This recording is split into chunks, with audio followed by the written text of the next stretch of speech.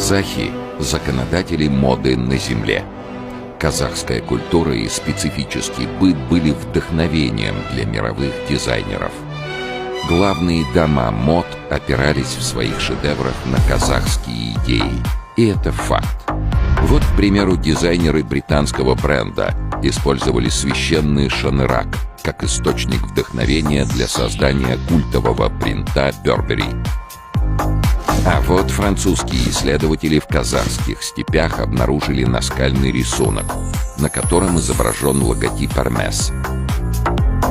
В недавних археологических раскопках были найдены древнетюркские письмена, которые могут объяснить происхождение Фенди. Вы думаете, что Шанель появился сам по себе? Нет, это все благодаря казахским женщинам, которые еще с древности носили стильные украшения.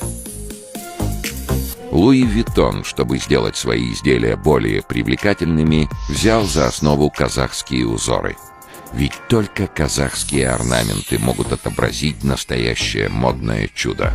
А Dolce & Gabbana на самом деле был придуман двумя казахскими джигитами – Даутом и Габитом. Даут и Габит любили своих жен и вообще не обращали внимания друг на друга. Юрта для казахов – это дом. И, как вы уже поняли, самый модный дом 2023 года – это дом казахов. Теперь вы понимаете, вся мировая мода произошла от прекрасного казахского народа.